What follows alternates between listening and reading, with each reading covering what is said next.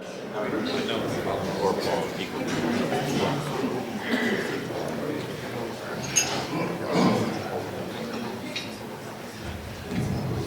morning, everyone. Now, there are a few concepts I'll never forget from my history classes. As we all probably know, history was written by the victors. Always remember the minorities and always consider bias. But my personal favorite was that nations act just like people. And when you realize this, you start to see that overeager hero, the damsel in distress, the domestically tormented bully, the silent underdog, all wrapped into these countries we know as Switzerland, Ghana, Haiti, New Zealand, Vietnam. And when it comes to ethics and the decisions that make, be that person, large or small, we are all confronted by the same questions, all presented with the same problems. One of the greatest achievements I believe humanity has obtained is the ability to unite in order to solve a problem. Throughout history, we've grabbed hold of this ability, only to let it go. The concept of Europe in 1815, that ended. The League of Nations after World War I, without the United States, it fell to pieces. And some even question how long the UN will survive.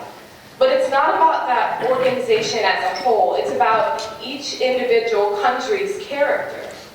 And so too many times we see the repercussions that foolish and selfish decisions can make. And these countries governed by man walk around blinded, doing things on a whim. And so here's what's original about the four-way test. It examines the uniformity of problems, and it's able to be that consistent factor that these moody countries can use.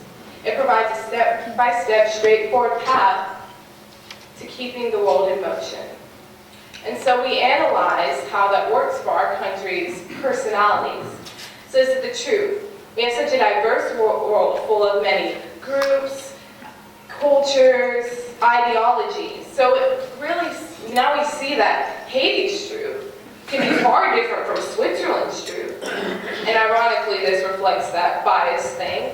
But when we use that international organization to go past the barriers that divide us and establish an inalienable truth. So when we're confronted with ethnic tensions in Southern and Eastern Europe, like before World War I, instead of these two countries doing their own strategy, they can use one plan for better understanding. Then, is it fair to all concerned? Fairness itself can be quite difficult. And think of this, if Ghana all of a sudden decides to invade New Zealand, no, just bear with me. But New Zealand went after Ghana first. What's fair?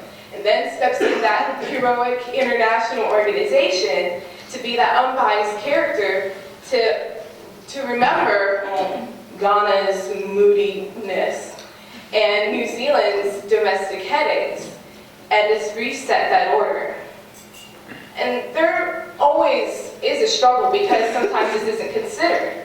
Sometimes you forget about the minority. The American Revolution, the French Revolution, even the Bolshevik Revolution, all the supporters, the true supporters, were a minority or a lesser of the population.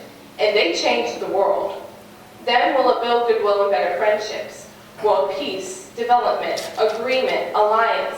Everyone wants a friend, even Ecuador. But Ecuador can't go around harming the countries around him and expect to have buddies down the road. And it just doesn't follow. And it seems that through the UN, we've manifested this portion of the test. And the whole purpose of that organization is to promote goodwill and establish it. But each country must take on an individual responsibility. And in a physically and technologically connected world, there's no more hiding. And so each step must be carefully taken towards a friendlier future.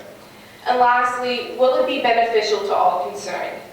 Once upon a time, that hero and that bully and that damsel and that underdog all met with all their friends and realized that there was strength in numbers and agreement. And consequently, these countries saw that the load of the future became so much lighter when all benefited from it. In decision-making, our country uses methods of universal benefit, but not by casting away self-interest completely, but by broadening their point of view in order to consider everyone else's. So now a person, you and me, believing that nations are just giant versions of us, when we apply the four-way test to our countries, surely the outcomes of these characters will mirror those of the average being. And surely we will use a strategy of unity in order to help promote this ethical way. And surely we may not know if there will be a happily ever after, but surely we will take one step at a time each and every day to get there. Thank you.